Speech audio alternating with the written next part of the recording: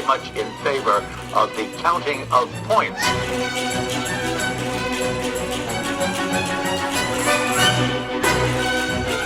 Does it work for you? No. Hello, and welcome back to your favorite figure skating podcast, The Run Through. This is where we talk about all the things that make us kiss, make us cry, and make us go, that was a quad toe? Question mark.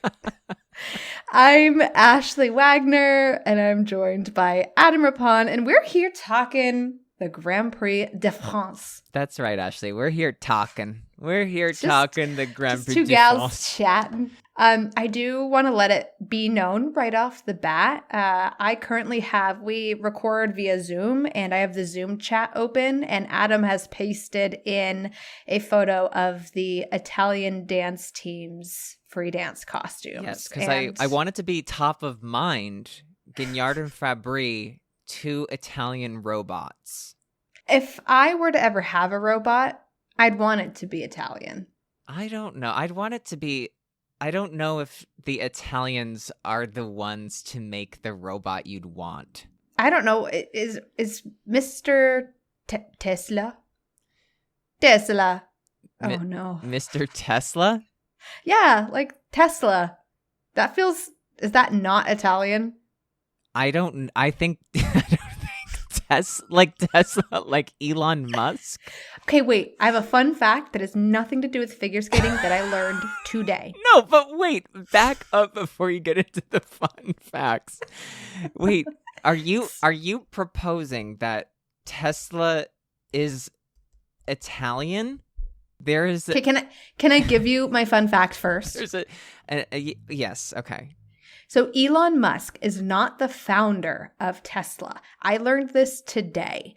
Basically, he became a board member and then pushed out the two main founders and then settled in some court case so that he could be able to call himself founder. But he did not found Tesla, which is why right now I am making the bold presumption that Tesla is Italian and not wherever the fuck this man is from. Okay, Ashley, I owe you money, and I owe you a huge apology. You owe me stock. So Tesla was founded in July 2003 by Martin Eberhard and Mark Tarpenning. Two famous Italians. Exactly. But its name is a tribute to inventor and electrical engineer Nikola Tesla. Nikola Tesla, yeah. Exactly like how you said. Nikola Tesla. Okay. Nikola Tesla. I knew that Nikola Tesla was a person and wrongly assumed that person was directly involved with Tesla. And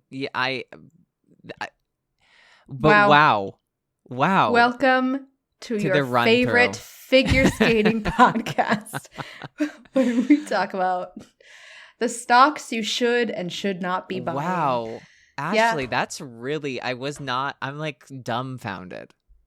I know, it's crazy. It's top of mind. I found that out today. So I do want to just give. Wait, what were you doing today that you needed to find it out? I was on Twitter. Oh God. And it was just you won't believe these things about Elon Musk. And I was like, bet you I won't. Let me click on them. Yeah. Oh God. Yeah.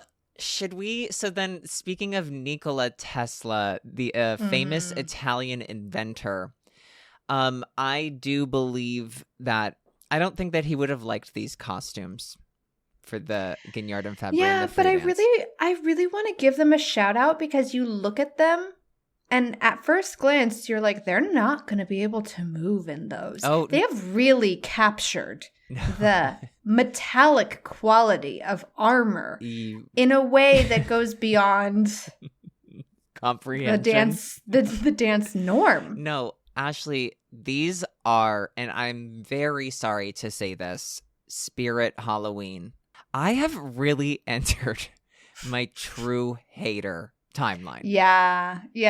And you know what? I hit my true hater timeline. It was around 2007. I was going to say January of 2018, and I wouldn't ever admit that it was because I was heartbroken and not made the Olympic team, but definitely was influenced by some trauma. I was actually thinking about this the other day. I forget who I was watching. Honestly, it might have been Shoma, and I tweeted, "Push, kid, you're too young to go this slow." Oh my God. Is this in like 2018 you were doing I this? think, yes. I think I was maybe in the stands of the Olympics. Oh live my tweeting. God. I know. I was a That's monster never good. then. To not be on an Olympic team and be live tweeting at the same time is very, very dangerous. Dark. Yes, because I did it from the parking lot of a Coffee Bean and Tea Leaf in Manhattan Beach, California, sitting in my car. And while I was sitting in my car, I got into a car accident. I was parked in a parking spot, and I got into a car accident. My driver's side door, me, the driver, smashed in to smithereens. Wait, I did not know that. Are you okay? No. You didn't know it because you were competing at the Olympics, and I was live tweeting in a Coffee Bean and Tea Leaf parking lot where I got into an accident where the guy got out of his car, looked at my driver's side door, and said, "Are you sure this wasn't there before?" Him looking at a perfect imprint of his own car in my driver's side door. And I said, "Sir, yes, I am sure," as I looked back at my Jetta, whose hubcaps had been stolen not 2 months before. I remember you being so pissed about that. I was so mad. And also, and I'm a good driver. We're talking 10 years ago. This is the last time I've ever had any, and I'm knocking on wood, any driving issues. But do you remember in Lake Arrowhead? I drove back up to the mountain. It was a little bit late, and I pulled into the garage where we were renting an apartment together, and I cut it too close, and I scraped the entire passenger side of the Jetta. So at this moment in time, picture me. It's February 2014. Ashley's thin as ever. She's winning Olympic medals, and I have a Jetta that is scraped up because I cut it too close, going into a garage in Lake Arrowhead, and then having a pity party for myself after my hubcaps get stolen, and then get into a car accident where the car was off. I mean, to give you some context, at least, like, you didn't not make the Olympic team, and then your cat died a week later. It's not funny. R.I.P. to my favorite animal, and I tell it to all of my current pets. Oh, you my will God. Never be Dexter. Poor Dexter. Oh, Okay. that was Okay, a week later. 1 week later, he got hit. When it rains, it really does pour. Yeah. I was done at that point. Oh my God. And that's when I started tweeting. I was tweeting in the parking lot at the Coffee Bean and Tea Leaf because I don't remember what happened, but somebody made a mistake, and I tweeted that, I guess falling on this jump gets you a bronze medal, but popping 3 jumps at nationals gets you in an accident at a Coffee Bean and Tea Leaf. Which is actually a very funny tweet. I loved it. And then it was smash crash.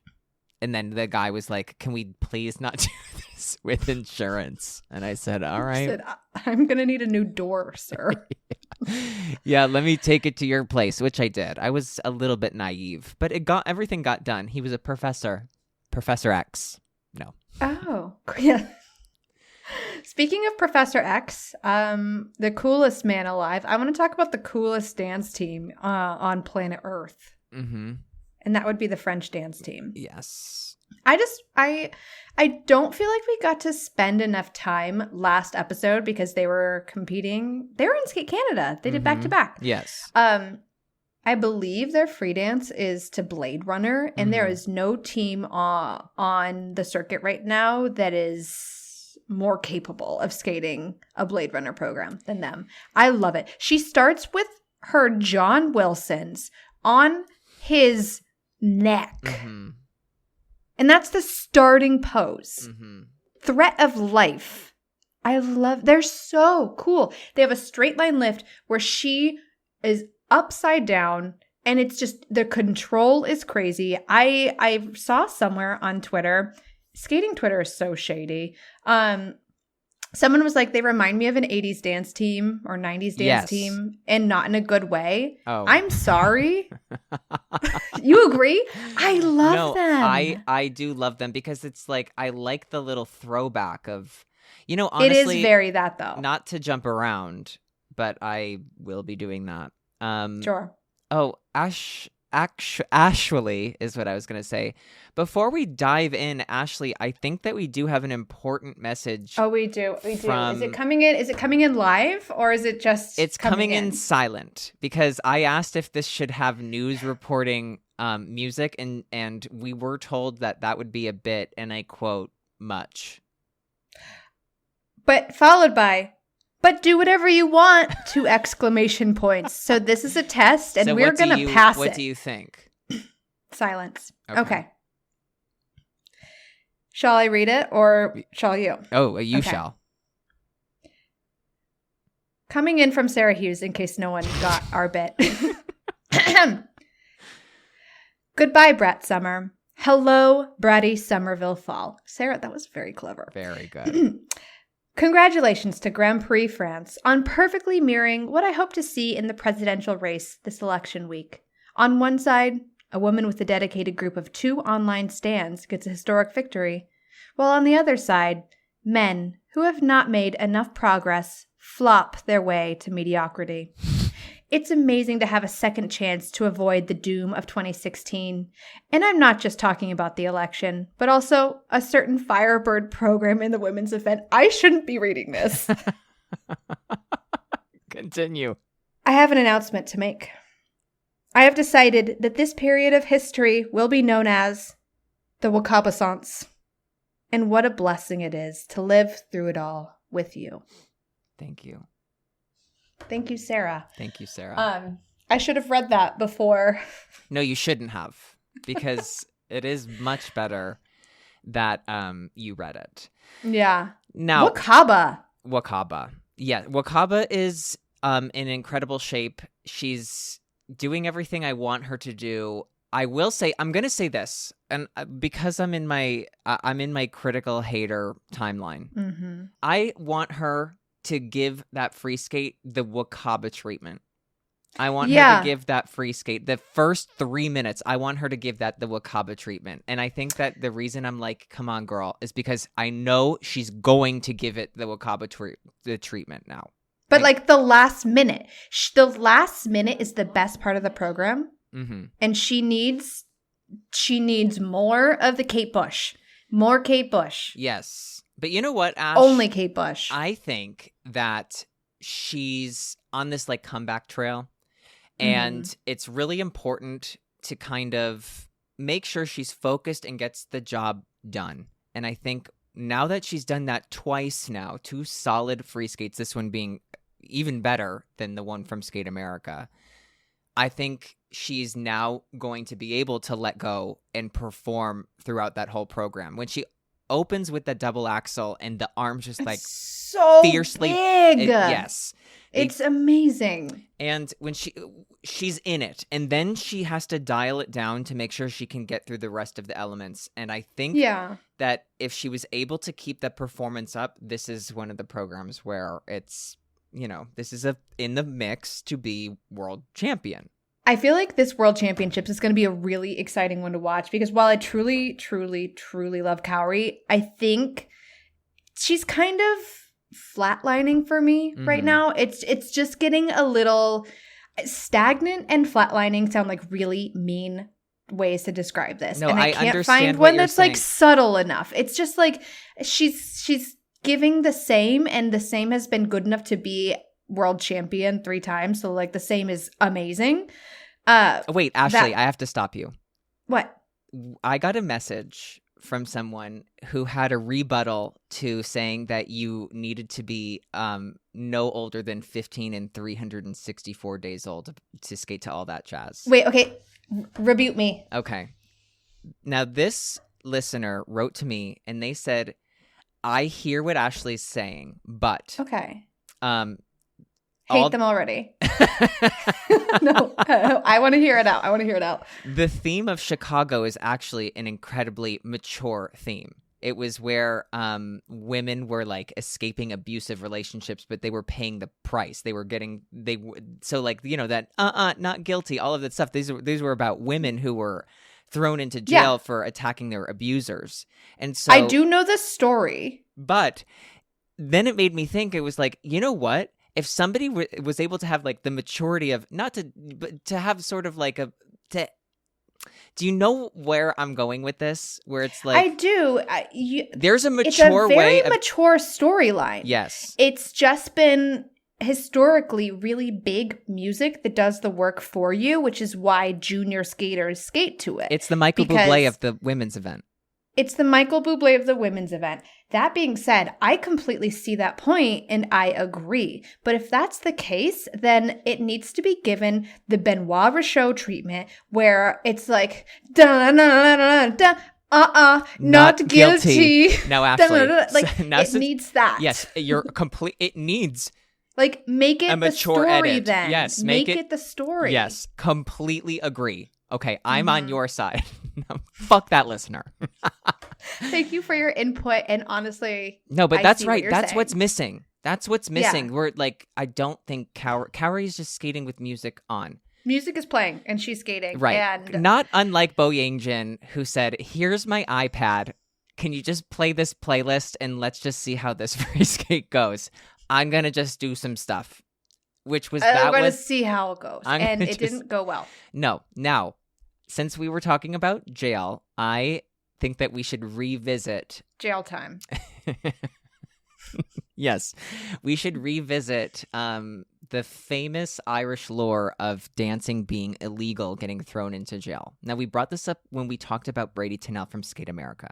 Wait, can I actually pause you right there? Yes. I texted this to the group chat, but I want to publicly talk about this because I think it's so funny.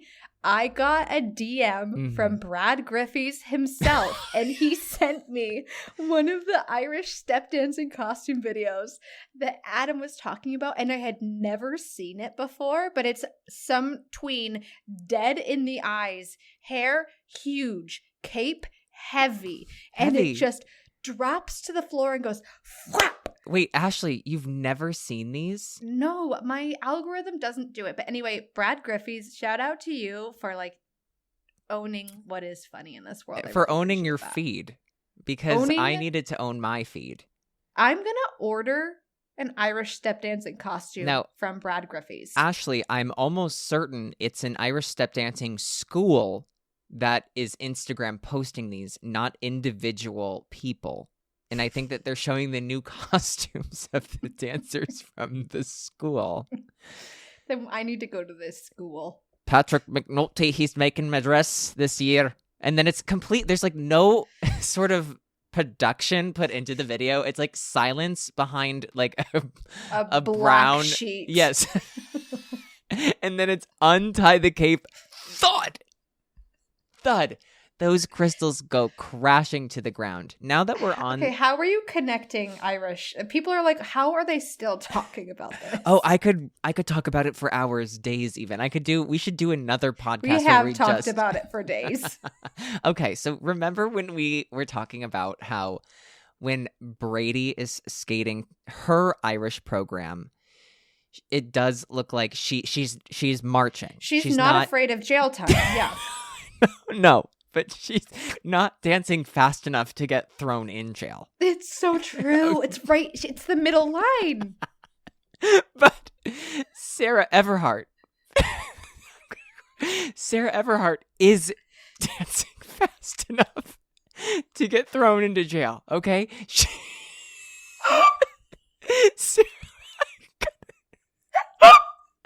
is, which is why... Sarah, okay, while you get it together, wait, I just want to say like very Sarah Everhart is dancing fast enough to get thrown into jail, and that's why she is stoic, because she knows ice. And they're going to cuff her and walk her up the stairs. Oh my God. Sarah Everhart is actually, like, I really do love her skating. Me too. Is she dead in the face? Yes. Stone cold. But I'm excited about her. I really am. Okay, I'm going to say this. Sarah Everhart gives you no reason to review any of her jumps. No. Which is a huge feat. Those jumps are beautiful. They're so squeaky clean. And when the jumps are clean like that and there's nothing for the judges to review, it's so easy to give them such incredible GOE. Yeah. She's not going to get the second mark right now. But, like, I feel... saying this is an eye roll because it's very obvious that she idolized Gracie, but I see a lot of, like, myself in a skater like her because she's coming onto the circuit and she is a more technical skater, which, believe it or not, during my day, I was a technical skater to begin and couldn't do a crossover to save my life. But you know what, eventually Ashley? I learned. Do you remember when we were doing the commentary for Nationals, she very openly was like, Ashley Wagner is my favorite skater. Oh my God, I didn't know that. Yes. So Ashley, I blacked that out. When people say nice things about me, I honestly don't receive it. But if you're mean to me, I'll never forget. Yes. And I'm working on that in therapy. So she told us, like, in her, like, pre-Nationals interviews, we didn't do them. They were in in the bios that we received. Yeah. That you were her favorite skater. And that's why I was like, oh, it's so funny that she's skating like a Gracie Gold tribute. But one, that Gracie's Firebird program, I'm sorry, Ashley, legendary. I loved that. That's one of the best. No, I think that is one of her best programs of all time. I am far enough out of it now that I can look at that program and be like, no, that was really good.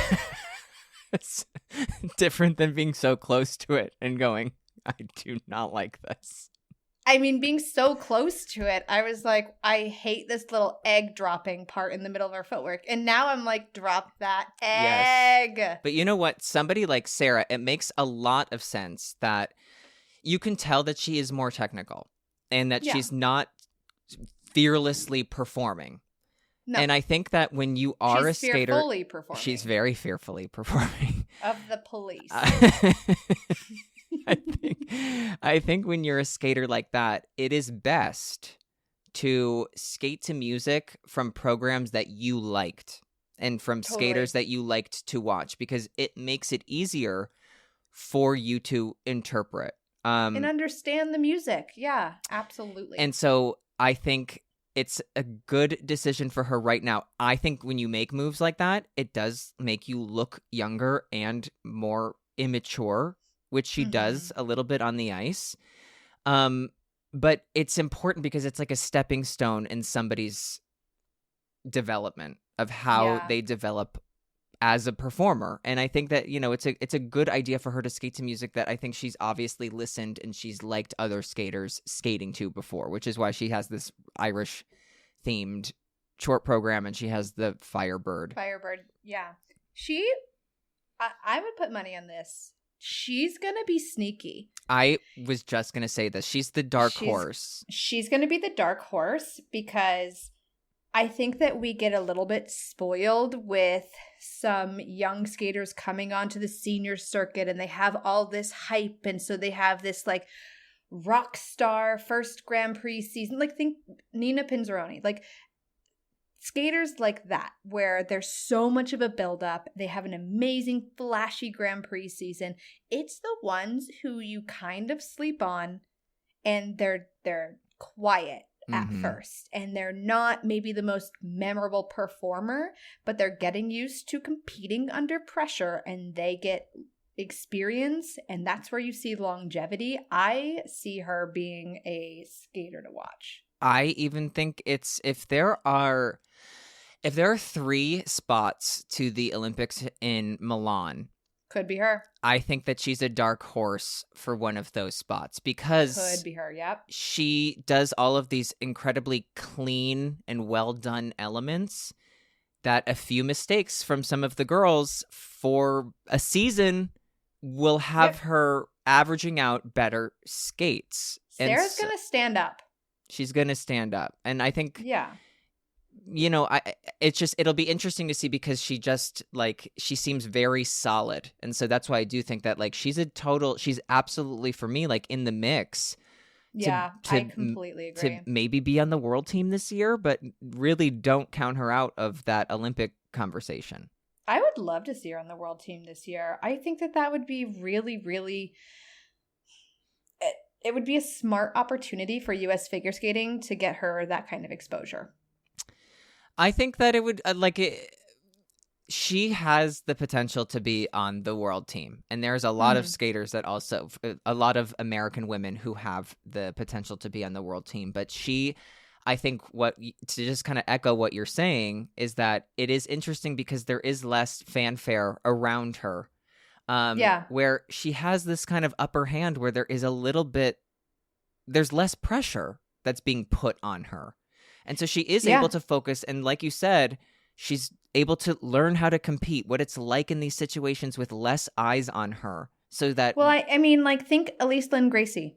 Right. Exactly. Elise Lynn Gracie had an amazing summer comp and really struggled on the Grand Prix circuit. And coming into this season, she was, the girl to watch. And that's not to say that she's like, it's done, it's over, she's never going to be there. That's not what I'm saying. But it's just to show that that's what pressure can be like. Pressure does that for these younger athletes. And I did not come onto this circuit with a lot of fanfare. I was always the fourth place girl, like always third, fourth. And I got to grow up and get used to the spotlight without the world watching, and it paid off in a big way. So okay, I think Ashley, this is actually leading me to a conversation I wanted to have because I famously kind of left Twitter, also known as X.com, when Elon Musk took it over, as sort of a stance that I took personally, where I was like, I think it's time for me to go. It's time for me to bow out. Yeah. Now, I have eaten crow, and I've found myself back on Twitter. I refuse to tweet, but I have not refused to read, and that would be my next step, but I'm reading. And so being back on Twitter, I've seen some of the discourse in the figure skating Twitter world. I'm scared to go too deep into it because it is sort of a track that it's a rabbit hole, and it goes downhill fast. Yes. And I saw the other day that someone thought that Stefan Lambiel dated Elizaveta Tuktamisheva for a while. I just saw that and I went, it's time for me to log out. There's been too much internet today for everyone. It's time for Spectrum, AT&T, Verizon. It's time for them to pull the plug on a few people. Yeah. Now, some of the discourse was that the women's event was regressing. Yeah. And I think after this French event, the men's event was regressing. Now, here, I have some stuff that I'd like to say about this. Okay, go for it. Now, I think that what the athletes are being asked to do now is totally different than what they were asked to do 4 years ago, what they were asked to do 8 years ago, what they were asked to do 12 years ago. Mm-hmm. I think that it's pretty normal to see some events where everybody skates well. I've been in events where everybody hasn't skated well, and it's been a bad event. I also think that the technical demands of what the athletes are doing, it goes up and down, and that's always been the case. I mean, Midori Ito landed the first triple axel in 1989. Tanya Harding landed one in 1991. And then it wasn't until a random Skate America that Ludmila Neladina from Russia, the worst skater I've ever seen in my life, landed one in the first warm-up of a Grand Prix, followed by Yukari Nakano. Now, let's not forget, 1998, Tara Lipinski, she wins the Olympics. She does a triple-triple in the second half, a loop-loop. Now, we get 4 years later, Sarah Hughes does 2 triple-triples. Now let's go 4 years later after that. Shizuka Arakawa doesn't do a single triple, and she does a double loop, and she wins. Okay? What they were all asked to do was very different. Shizuka was skating in a new system that required her to do 4 leveled spins and 2 leveled footwork sequences. 1 leveled footwork sequence and a leveled spiral sequence. That is a completely different layout where there's like no room to just skate and to perform to music without worrying about if transitions would count. And so what she was asked to do was more complicated, and it was challenging in a way that isn't like recognizable to the viewer. I remember watching. I'm on a soapbox right now. Yeah, by the way, I'm watching. I remember watching an interview with Rosalind Sumners, who was an Olympic medalist. Are you familiar with her, Ashley? I know who Rosalind Sumners is. Okay. Yes. Now, if there are any listeners who don't, she's an Olympic medalist from the United States, 1984. She's a silver medalist. And there's an interview that she gave where she said that like the secret to making it through a program was her secret was always breathing in the spins. And wow, what a time to be alive. What a time to be alive. Now let's go fast forward a little bit where you cannot breathe in these spins. These spins are incredibly hard, so difficult. You have to do all of these like butterflies and jumps and hops in them. So that breathing room is gone. But let's just fast forward it a little bit where people have acclimated to the new judging system. Now, again, Timothy Gable, he does 3 quads at the Olympics in Salt Lake City. In 2006, Yevgeny Plushenko only does 1, and then in 2010, Evan Lysenchuk wins the Olympics not doing any. They were following the rules.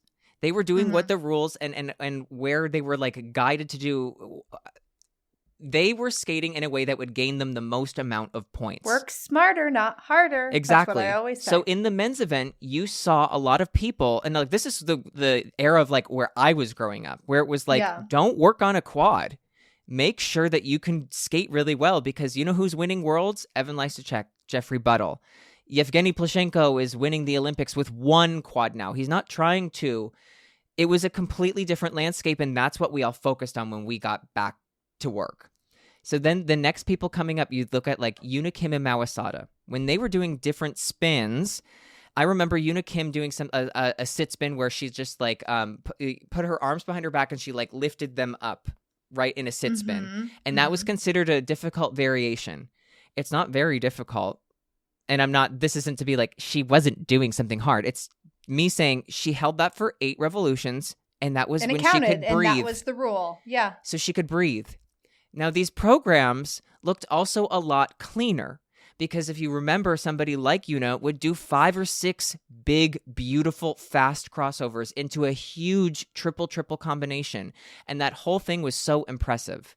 Now, a lot of skaters would get dinged, and they'd be called skaters who are not doing any transitions. And I think that what Yuna did is very beautiful and classic, and I think a lot of what we see now is like a lot of sophisticated kind of bullshit. Doesn't make any sense, doesn't have any sort of like musicality to it. It's just being thrown in to be like, look at me, I'm doing all of this flashy stuff before things. Look at all these boxes that I'm checking for the sake of getting the points that I want. Exactly. And so then when you look at what are the programs that like Yuna and Mao needed to do, there was a leveled spiral sequence in there. So that's already maybe 25, 30 seconds of where a skater is in a static position, holding something nice, breathing. And also it gives some cleanliness to the program. I hate these programs where there's nonstop fucking junk bullshit, turn, no crossovers, whatever. I understand the complexity of the transitions and all of that stuff, but like there's something to be said about beautiful classic skating, and also just throwing in all this stuff doesn't lead to a nice program. I think what the skaters are being asked to do now is really difficult and also really ugly. I think to get a level 4 spin, you need to do a lot of things that are not aesthetically pleasing. And also, I'm going to go a step further and say, Ashley, like when you have an open door, there's a different level of pressure that you have with that open door, right?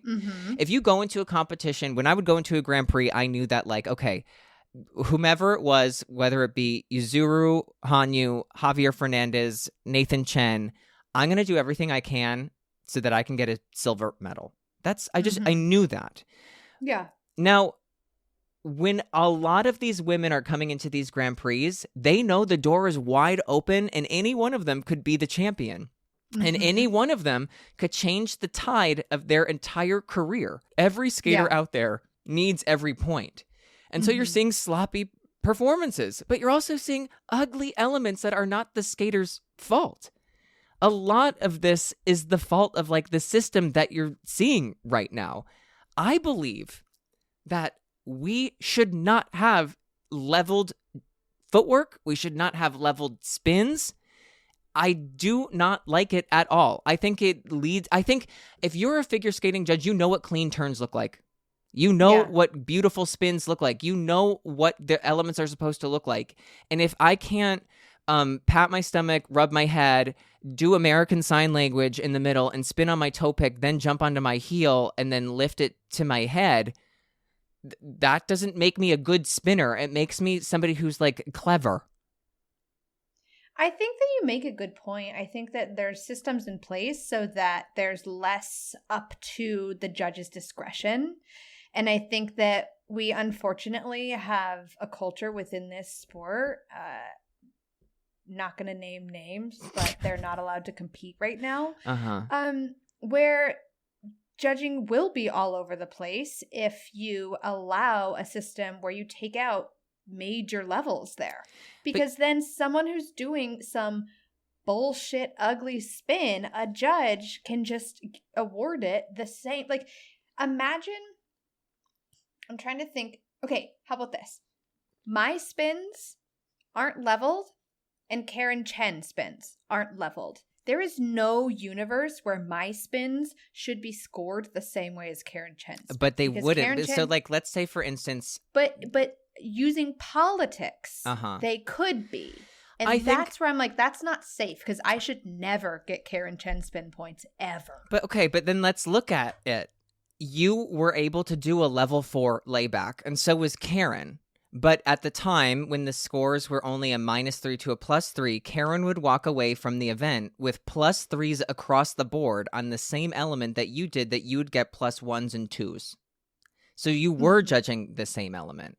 And I think that if they weren't leveled, you'd get the same sort of thing. Like, it's only a matter of time until every skater is going to do a level 4 spin again. Well, they need to stop changing the spin requirements. They change them so constantly, and the people that are making these decisions have not done any of these spins.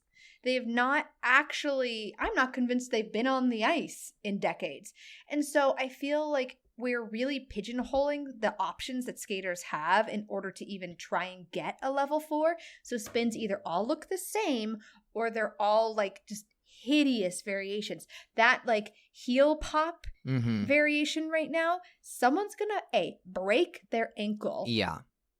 And beyond that, it doesn't ever there's an environment where that would make sense, but I haven't seen it used where I'm like, yeah, that makes sense there. There, like, there was a skater, his name was Ilya Klimkin, and he would do little weird things like that, but that was his style.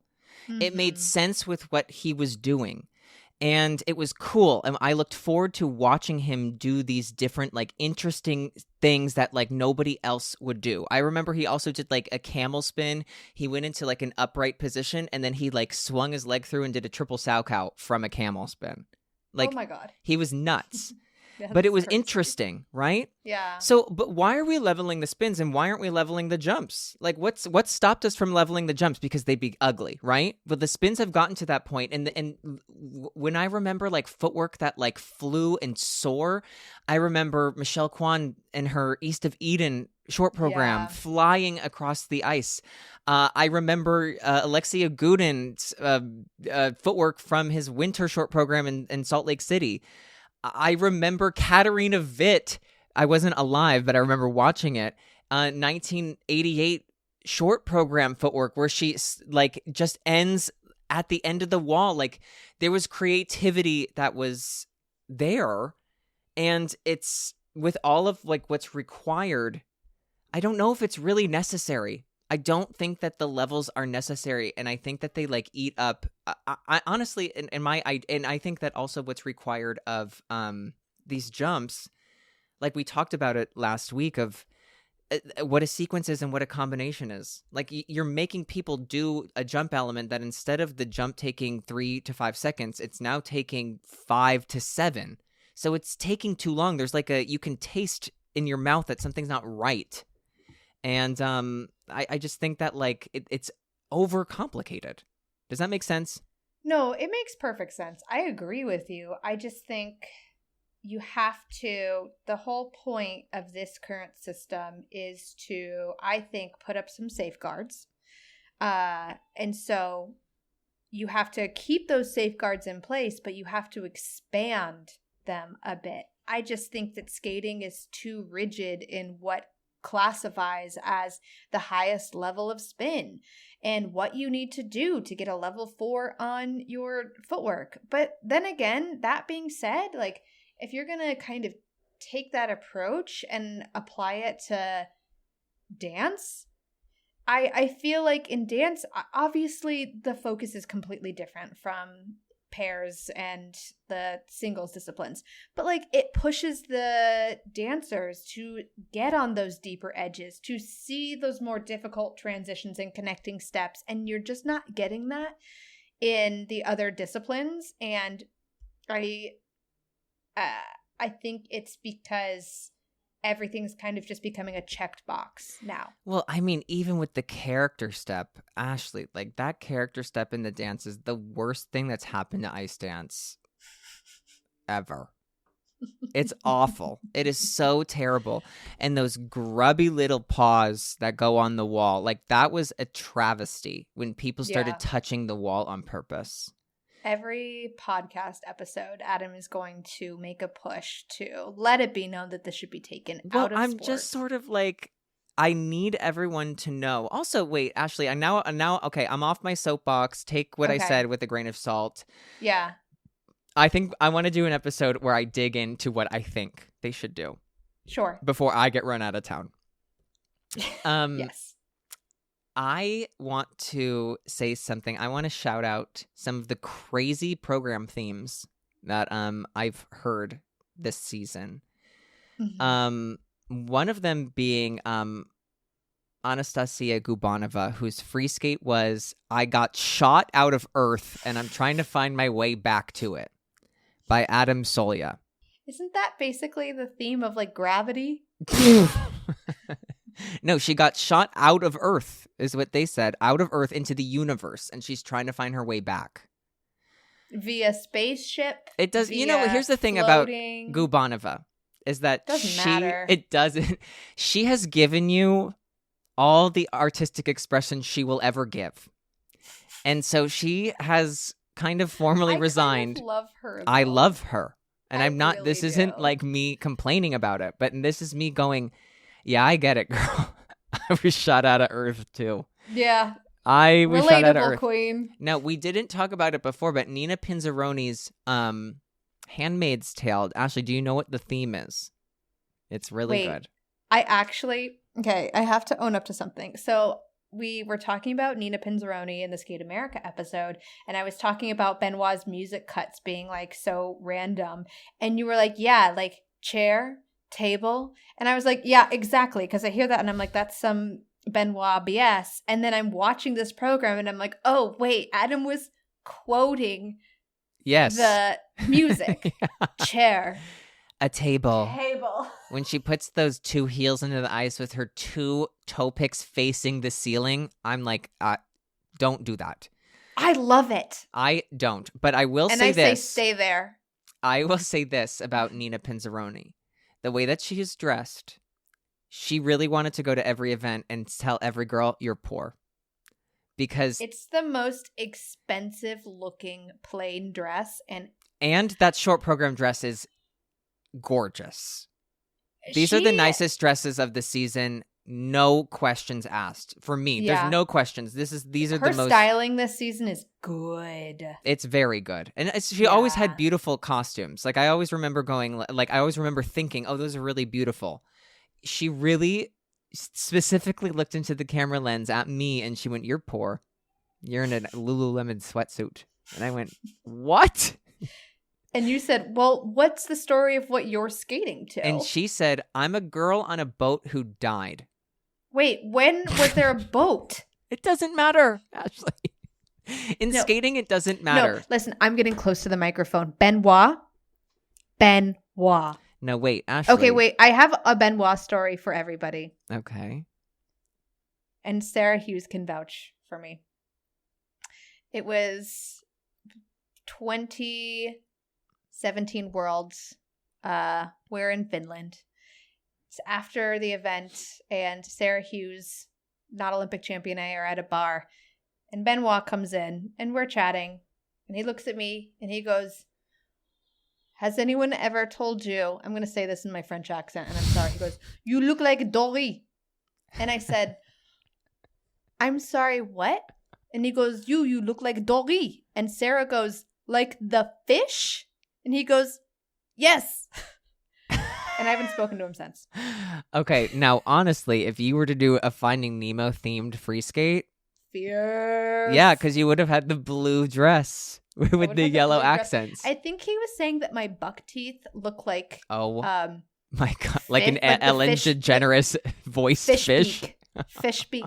No, Benoit, I do appreciate what you've done with men's figure skating, but what you have done with women's figure skating. Where's the boat? When did she die? Well, also Rion Sumiyoshi, who I love. Quad and toe, also these Japanese women, again, this is what I mean, when the door is wide open and it seems like nobody wants to walk through, it's because they all know it's open. That's what's happening. And there are 3 Japanese women who need to like step through the front door. Kaori has the biggest advantage. She's the 3-time world champion. But the Japanese could sweep the world podium. They could sweep the world podium. They're almost sweeping all of the Grand Prix medals at this point. Yeah. And Rion, I don't know, I can't remember exactly what her theme is, but it's like she's like a plant demanding water or nutrients or something. So it's Little Shop of Horrors. Yes, and I kind of love it. It's a horticulture sort of themed program. We don't have enough of those. No, we don't. I'm trying to think of, so now that we're kind of on themed programs and costumes, I'm going to skip over to the men's event quickly. We didn't even talk about Amber. I was just about to say, can we talk about Amber really quickly? Yes. Not really quickly. Yeah, like we have to skirt through it. The champion of the event. No, the champion of the event. That short program, hell yeah. That short program So reminded good. me of when I was young and I would watch the Grand Prix on ESPN. And it was like, that was exactly what a short program was. A check in, check out. Like she was in it, she was out of it. And it was just it happened. And it was easy. She got her job done. Yes. It just Loved reminded that. me of like so focused, clean, in, out, done. The music isn't like big and bold. It's subdued, but I think it's one of those things where it really highlights like, no, I'm in, I'm out. And so I liked it a lot, and she skated incredibly well. Yeah. She is going to lose a world title if she skates a free skate like that. Yeah. And I don't want that for her, which is why I'm saying it now. Because I want her to... I would love to live in a world where Amber Glenn is a world champion. I really would. It's realistic. It's realistic, but I'm concerned that she can't skate 2 clean programs. And that's gonna really come and get her when all of us want it the least. You know, I'm really worried that she's getting... Okay, I'm just going to say it. I'm frustrated because she's getting rewarded and getting these amazing like career accomplishments with like an amazing program and a meh program. And I want her to be able to sit in the kiss and cry after a skate and be like, yes, it's coming my way. I'm gonna win this. I feel so like I want that for her. Right. And you watch her in the Kiss and Cry thinking she's lost it. Mm-hmm. And then she finds out that she is a first-time Grand Prix champion. Like, I want her to put together 2 clean programs. I'm really excited for her. I don't want to take away from that. I think, like, she is Grand Prix champion quality. She should be a Grand Prix champion. Mm-hmm. Like, about time. Glad you did it. I don't want her to lose a world championship because she's not putting together clean programs.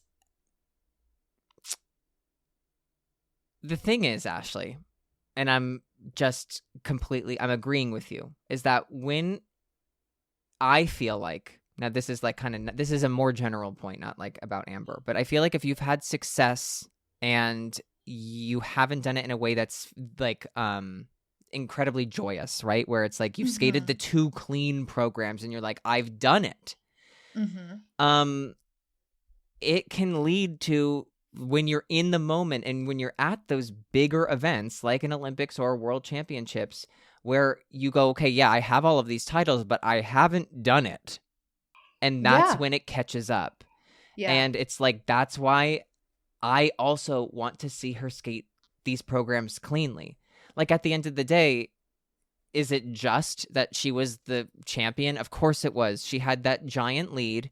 She had an 8-point lead. And she didn't make giant mistakes. She had, 2 little mistakes and 1 fall, which is too many. But at the end of the day, it still ends up having her be the champion. But it gets scary when it's like, okay, the pressure's on and everybody skated well. I haven't thrown down 2 programs. Yes. Like this. That's the point you're making that I'm just echoing. Yeah, that's my only concern. I don't know. I also think, like, I'm harder on her in my expectations of her for no reason other than I really like the skating that she's putting out when she skates well, and I just want to see her put it together. And I am nervous because I'm not going to say like the athlete, but I, grew up with an athlete who was rewarded for not putting it together. And when it came time to really like go and grab what absolutely could have been theirs, they crumbled. I wouldn't even say it's like being rewarded. It's like that's the wrong word. It's the wrong word. Because it's things. She's still earning it. Like, she deserves things to worked win. out, but not in the way that you dream of it working out. And I think this goes back to the point of like Sarah Everhart kind of being like the underdog. Like, what are we talking about? Where it's like you have the opportunity to like gain momentum. That's really true confidence building things. Like, if you have a lot of clean programs in a competition under your belt, then all of a sudden when the door is open, you've done it so many times where it's like you're nervous, but you've done it a million times. You know that you can do it. You can trust. But when the results have worked out in your favor, and you may not have necessarily skated your best, when you need to skate your best, you don't really have anything to trust. It's harder to access that belief in yourself. And that's what I mean. And that's, I think, what you're trying to also say of like, there were a lot of times, and you had mentioned it, that like you were known as a technical skater. You weren't really an artistic skater in the beginning of like your senior debut. Mm-hmm. And so you had a lot of clean programs under your belt before you were like threatening to win a Grand Prix or to win a national title or to win a world medal. Like, you had skated clean a lot in competition, so it wasn't a new concept to you. Yeah, when it was time for me to go after something, I knew I could access it because I'd done it before. And I knew how to fight. And yeah, that I think you all get what we're trying to say. Right. We're not like, no, we're not. Amber. We love her. We're obsessed we love with her. But like, we want that for her because we also we want, like, she's completely capable of having 2 programs where everybody's standing on their feet at the end of them, and we don't need to sit and know. And then when you sit in the cry, you go, no matter what the result is, I couldn't have done any more. And it's a really liberating feeling, like, as an athlete, to just like let go and be like, I know that I left it all out there and whatever. But yeah, I don't know. I also think like, and this just comes from like very real life experience, like competing alongside Gracie for as long as I did and seeing how 2016 impacted her. Like, it just makes me so nervous. And obviously they're two completely different people. I'm not making that comparison, but I don't want to see any athlete be like, oh, I could have had it, and be devastated by not accessing that fight within them. So I just like, I don't want that to happen. And that's what makes me nervous. I think we just want to see what we know she's capable of doing. And I think like as, sideline, Has-beens. The sideline has-beens, we just want to see it. Yeah. Okay. Yeah, that's it. Now let's skip over to the men quickly. Dying mid-ice. Can we talk about that? I got a tweet asking about that. Okay. So Adam Xiaohua skated to Dune, and honestly, like, I just want to say this: was that program, like, good? Technically, no. But can you imagine when he has the quads that are supposed to be in there, and the program is kind of composed and trained to its fullest potential? That's going to be a good program. I mean, Adam is like an incredible performer. And I think that from what I have heard, I think that he has like 2 different short programs that he's going to like alternate between this season. What? That's fun. I think that's not a good idea. Okay.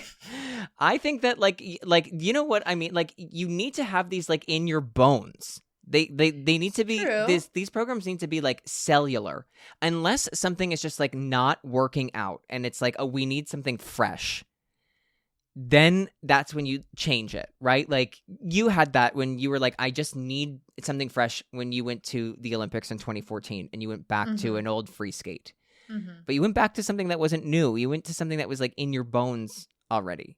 Yeah, right? That's a good point. And I think that like if you don't give yourself the opportunity to like really let the choreography sink in and become you, and you're just going between 2 different programs, you're not able to like train the one thing, which arguably I'd say the short program is the most important thing for Adam, because he knows that he can pull it together in a free skate. He's pulled up from the bottom of the pack to win events, to medal events multiple times. If anything, the short program should be the thing like, let's hammer this home so that we're not having to play catch up. Yeah.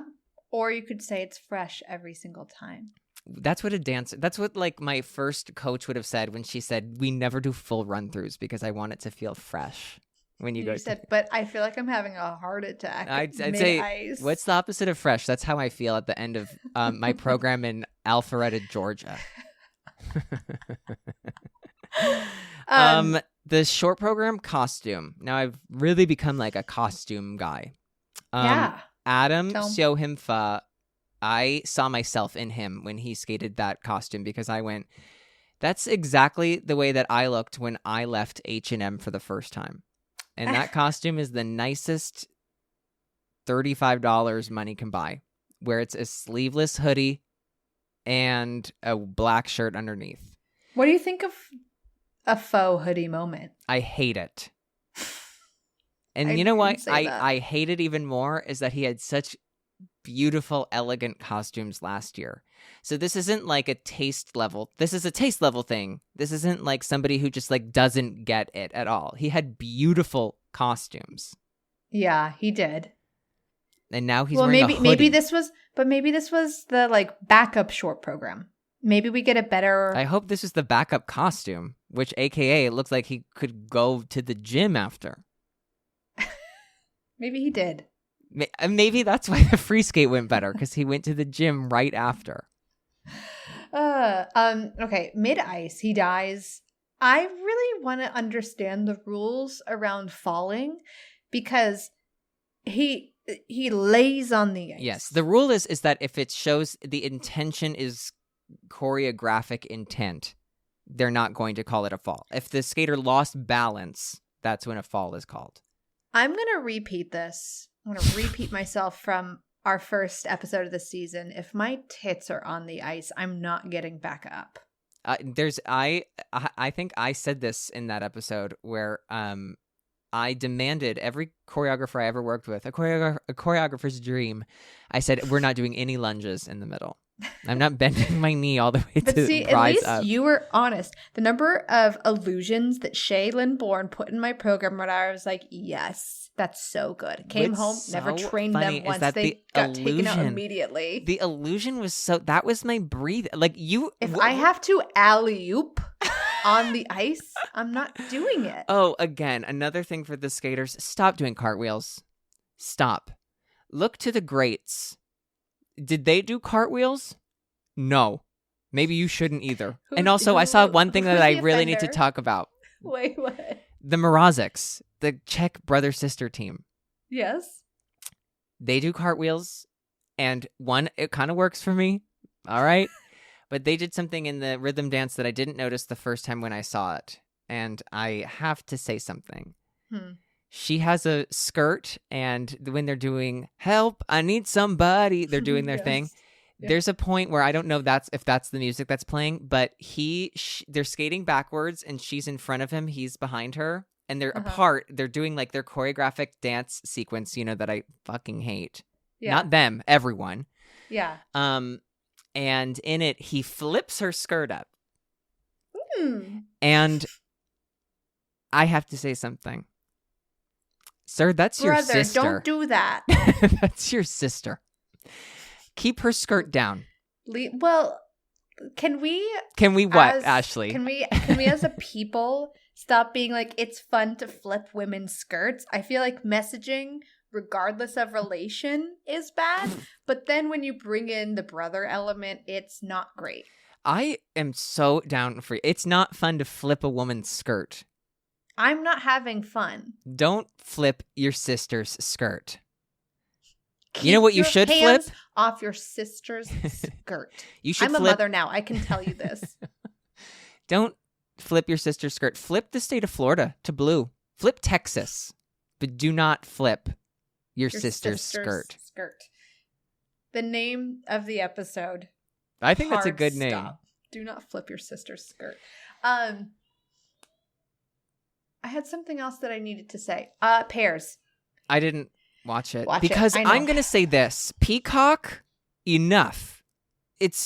What are we doing? Can we please keep it on a little bit longer than 10 minutes after the event ended? I have only seen Haza and Volodin because the gala had the champion programs. So I've only seen their free And you skate. are a sucker for watching the gala at the Grand Prix events. I actually watched a decent amount. We have to talk about this. Okay. But to the pair skaters, I want you to do a program, and I want you to send someone up into the stands, like above the eye line of your coach. I want them to film your program from above because you think some of this choreography looks good because at coach eye level, it looks fine. But as soon as you get a foot above where your coach can see, it is not good. It is not pretty. Your toes are flexed. Your knees are bent at weird angles. And I bet you the dancers are considering every single angle of their choreography. No, they're I don't not. See why. Because they're looking at the judges when they do that fucking god-awful character step. There's Here's an idea. for pairs to not look like dance. And it's bad.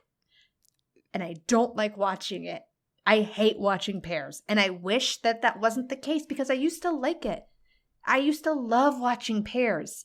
And it's just not fun to watch. I just think that right now, everything is overcomplicated. They've overcomplicated everything. Maybe it's not their fault.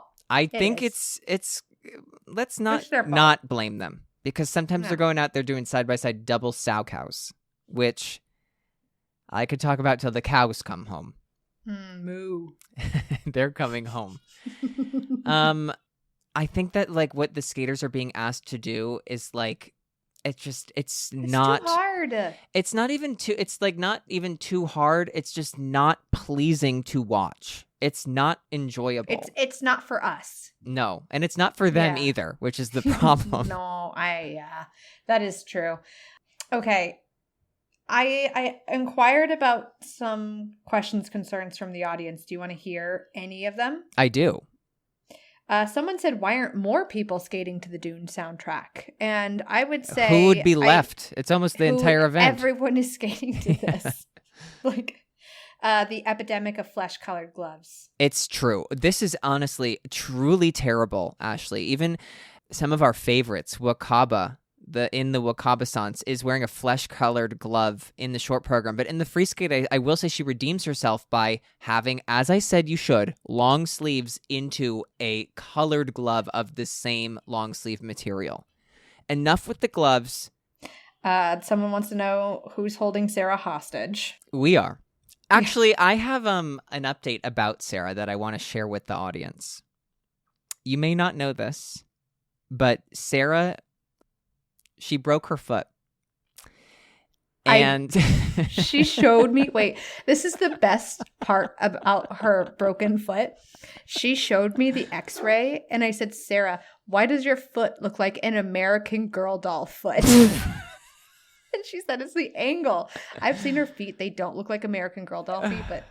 So Sarah, and I know that she's going to eyes rolling to the back of her head that we're bringing this up, but we think that everyone should know and we should be transparent in what's happening. And it's that Sarah's a broken foot that she was mistaking as just plantar fasciitis. She still does have that, but now she also does have a broken foot. Not listing her medical diagnoses. So we asked the audience. This is not a HIPAA compliant podcast. So we asked the audience to please, you don't know what's going on behind closed doors. And yeah, Sarah does have a broken bones. I would even go as far as saying we've seen the x-ray, Ashley, floating bones. It's an island. And she's still allowed, she's now in a cast, and that's not because that was her choice. There's just kind of nothing they can do. And that's sort of a quote from the doctor. And so it's a official medical diagnosis. And so we here at the Run Through are thinking of Sarah and her plantar fasciitis broken foot. We are thinking of her plantar fasciitis broken foot. And we wish her well, and we hope that by the time she does recover from this, she will be here. But until then, we'll be giving you health updates and proclamations. With that, does that feel like our episode? I think it does. I think ending it on Sarah's health is the best way to end this. What a joy it's been. And I think we covered maybe about 5 skaters, but I think that's what we wanted to do. Saw. Yes.